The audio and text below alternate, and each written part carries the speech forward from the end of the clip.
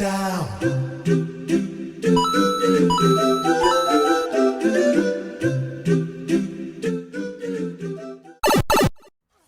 back to the channel. We're the Super Maker Bros. I'm Jeremy.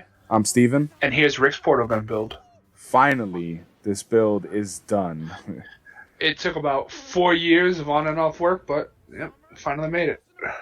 I mean, 4 years for one prop or one replica is... I applaud you for that. I kept coming back to it. The thing that tripped me up a lot was the electronics and working with Arduinos. I don't have a very good understanding of it. So I would just work on it for a little while and then put it away and then work on it and then put it away. Yeah, I think we all have that project or that one project that you have to finish. You just don't know when you're going to finish it.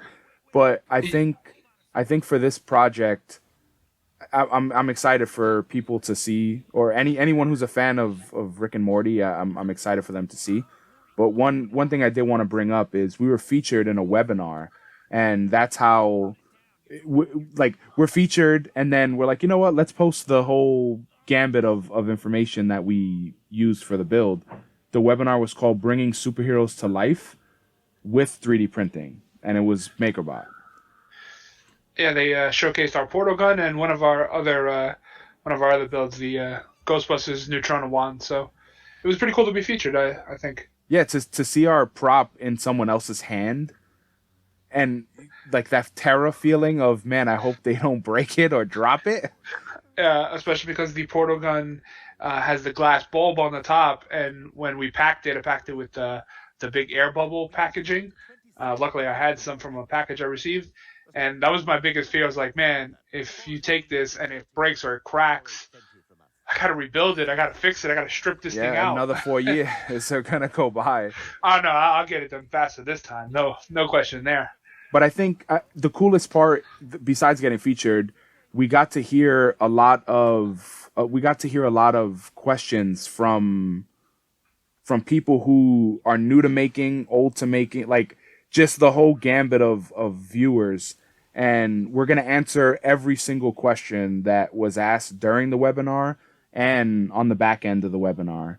And hopefully we should have the link to the webinar we can post in the description. Yeah, and I would say definitely go over there and check out the webinar because they had some of the good stuff and a lot of good info. It's good to answer questions because I've definitely been on the other side where I want to ask questions. So, taking the time to answer some questions. And plus, I'm dying to talk about this build and the struggles that I have went through to get it. Yeah, I think that's the coolest part as well. Or another cooler part is just hearing the journey. And I think people are going to really enjoy that. So let's dive in.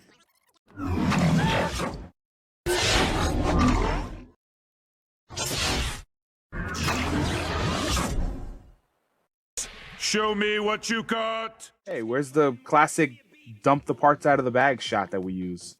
Over the last 4 years I've been working on this build, I lost some of the initial footage, so we're kind of getting right into it. Different, but let's go for it. In this video, we're also going to answer all the questions that people had about the body. So, actually, we skipped a bunch of questions because you're on a higher grit now, right? Yeah, I've probably, at this point, I've already moved into about the 400 range of grits. I even made it to the 600 at one point. So normally we start at 200 when the bag dump when you're on raw parts. Yeah, 220. I like to start at 220 because our parts are usually pretty smooth. And what's the wet sand method? Why do they use that? Or why do you use that? You had that as one question. I prefer wet sanding because it gives you a smoother finish, I think, in the end. So I prefer wet sanding. Mess? And less mess, yes. I knew you were definitely. Gonna say that. So you're dremeling out this part just for the lights to fit in? Yeah, this little light has a tapered end, so it doesn't fit all the way in. And that part was actually printed on a form, the Form 2, so it doesn't fit. So I'm just kind of tapering it out a little bit to fit it. What's the red stuff or orange stuff in the background? We didn't get to that part. I know that's one of the questions we have. So what's the red stuff? That's good old Bondo. Bondo makes props go around, I think. So spot putty? Yeah, spot putty. And there's a couple of different brands, but I think I'm a Bondo kind of guy. Not that they're sponsoring us, but Bondo sponsor us. Yes, please. Free Bondo would be amazing. I still have Yeah. the same giant tub from when we first started the channel in 2015. I go to the little tubes all the time. So this one, I see we're gluing here, but the first question we have about this one is, what's the mixture on the popsicle? Oh, that's epoxy. I tend to use Gorilla epoxy, and I was epoxying in a couple of I call them little stakes, and I'm putting magnets in, and I need them to line up with the lid. So I designed these little posts to put the magnet on, so that the lid would it can meet the lid correctly, because it's supposed to have screws. If you look at the corners, see the little circle, there was supposed to be screws, but I didn't want that. I wanted it to have a smooth finish on the lid, so I kind of improvised this additional step. So I think one of the problems we always have here when we're using popsicles is we add way too much epoxy. So I would recommend anyone that's trying to use popsicles, because it is a cheaper alternative to certain sticks that you can buy, get the variety pack of popsicles. You can get the really tiny popsicles, and you could have avoided the headache that he's about to have here. Yep, and every time I messed up the magnets, I just chucked them to the side, or take your popsicle and break them in half. And then I'm already to the point that I'm in paint, and this paint was so messy. It leaves such a cloud. It So that's coated the white paint. everything.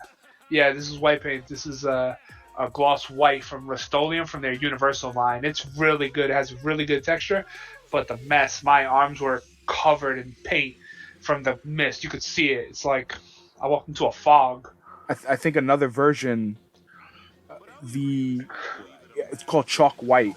I can't remember the brand off the top of my head, but there's another one, Chalk White, that it covers very well on areas, darker colors when we color white on top. But the white stains, we also get that with gold as well. The flaky gold bits, you'll find them on your phone across the room. It's always a pain when we do that. Yeah, and this paint took a while to dry. It took a couple of days in the drying process. So I definitely recommend, if you're gonna paint, don't use this paint in a rush job, because it will take a while to dry. Or use a heat gun or a blow hair dryer. Hair dryer. Yeah. To just make sure they're clean before you start spraying the heat. That's a MAKERBOT tip. Yeah, clean the end of your the blower hair, to make sure. Yeah. Yep, definitely. I've seen that before. And so another question we had, which was, what black is this? This is a Farmhouse Black from the Rust-Oleum brand as well, from the Universal line. I like that paint because it's very thick. It coats very well, but it's like I said, it's hard to dry, or maybe because it's a little bit colder. But these are just all the little bits that got printed and painted, and that Metallic? paint is Metallic silver? graphite. I went with graphite because I wanted it to stand out a little bit from the inside. But I put down. Sorry, go ahead. I was gonna say, I put these down on some tape to keep them in place, because you're always blowing parts away sometimes. So that's exactly what I was gonna say. The MAKERBOT tip here is put tape down if you don't want to blow your parts away. Yeah.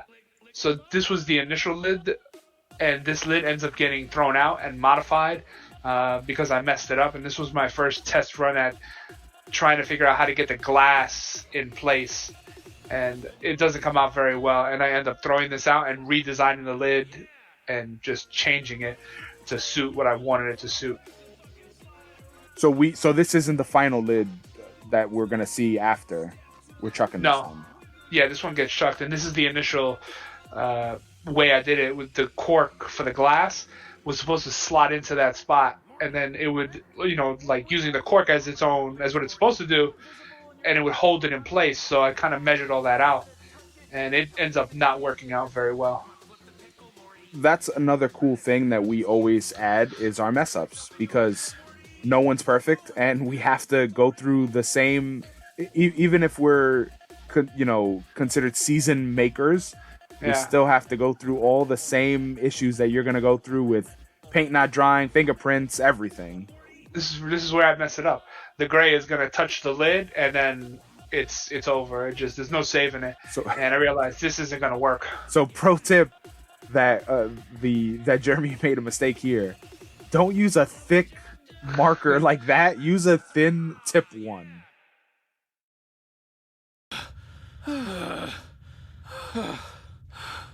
Fuck. Oh, fuck!